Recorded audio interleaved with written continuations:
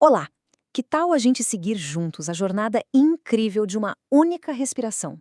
Sério, desde o ar que está aqui fora até o cantinho mais escondido de cada célula do corpo e depois o caminho de volta. É uma viagem fantástica que acontece sem que a gente nem perceba milhares de vezes por dia. É uma coisa que a gente faz o tempo todo, né? Mas raramente paramos para pensar no que realmente acontece. Então, bora lá. Vamos mergulhar fundo nisso e seguir uma molécula de oxigênio, passo a passo, desde o momento em que ela entra no corpo até o seu destino final. Tudo começa com o básico, a inspiração, o ato de puxar o ar para dentro do nosso sistema, só que não é um caminho simples, não. O corpo tem um sistema de preparação impressionante para garantir que o ar chegue lá nos pulmões nas condições perfeitas. Olha, as vias aéreas superiores não são só um cano, de jeito nenhum. É melhor pensar nelas como uma estação de tratamento de ar. Lá na cavidade nasal, por exemplo, o ar é aquecido, umedecido e filtrado. Tudo isso para proteger o tecido super delicado dos pulmões, que é o próximo destino. Agora, a pergunta é: como o ar realmente se move para dentro e para fora? Não é mágica, não. É pura física. A respiração é, na verdade, uma aplicação brilhante de uma lei fundamental sobre gases, que trabalha em silêncio para nos manter vivos. E aqui está ela, a lei de Boyle. A ideia central é que pressão e volume são como uma gangorra. Se você aumenta o espaço, o volume, a pressão lá dentro cai. Se diminui o espaço, a pressão sobe. É esse princípio simples que é o verdadeiro motor que move o ar, funcionando no piloto automático o tempo todo.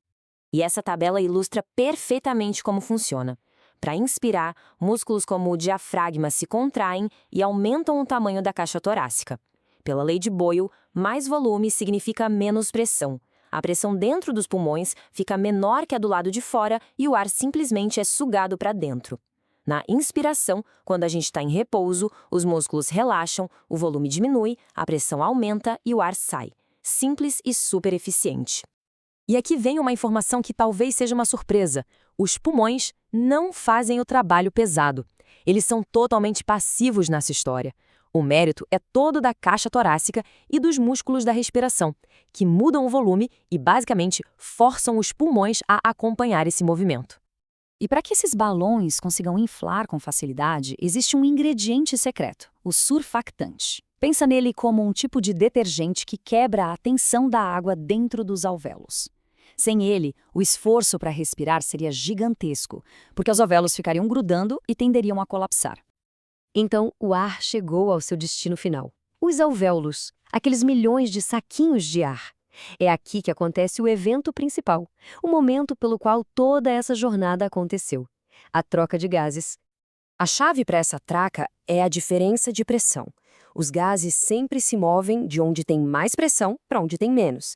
Dá uma olhada nos números. A pressão do oxigênio é de 100 nos alvéolos e só 40 no sangue. É uma descida íngreme. Então, o oxigênio é praticamente empurrado para o sangue. E para o CO2, a ladeira é na direção contrária, e ele sai rapidinho do sangue para o ar. E o mais incrível é a eficiência disso tudo. Todo esse processo vital de pegar o oxigênio e jogar fora o dióxido de carbono acontece de forma passiva, por difusão. Não se gasta nenhuma energia, é a natureza no seu design mais elegante. Certo, o oxigênio já está no sangue. Mas e agora? Como ele chega onde precisa ir? Ele precisa de transporte. Então agora a gente entra no sistema circulatório para ver como essa molécula tão preciosa pega sua carona de luxo para todos os cantos do corpo. Apenas essa pequena fração do oxigênio consegue se dissolver direto no plasma do sangue. O oxigênio não se mistura muito bem com líquidos. E claro, 2% não chega nem perto do que o nosso corpo precisa para funcionar.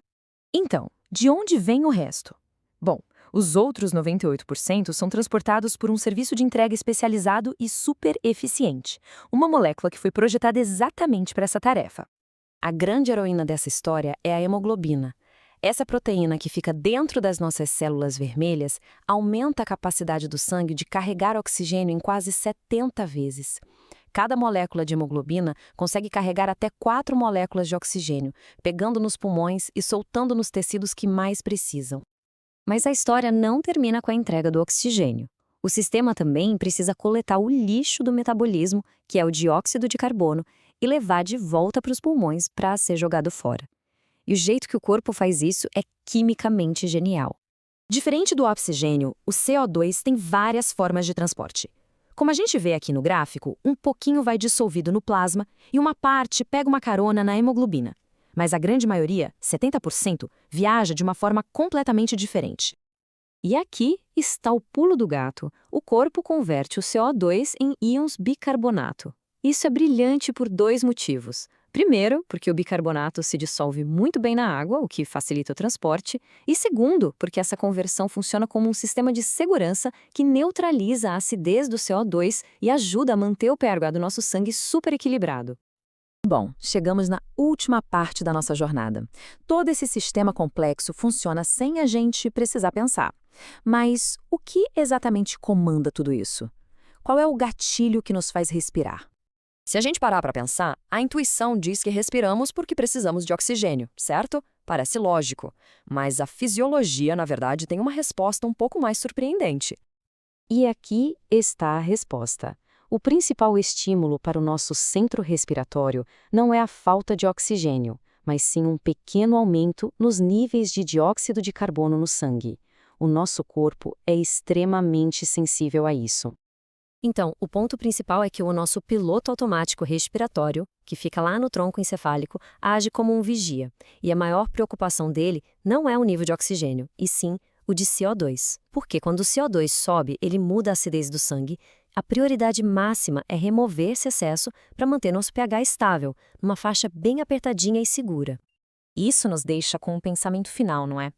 A prioridade máxima do nosso sistema autônomo não é buscar o que a gente precisa, mas sim limpar o que nos prejudica. É uma lógica de sobrevivência elegante e silenciosa que opera a cada respiração que a gente dá.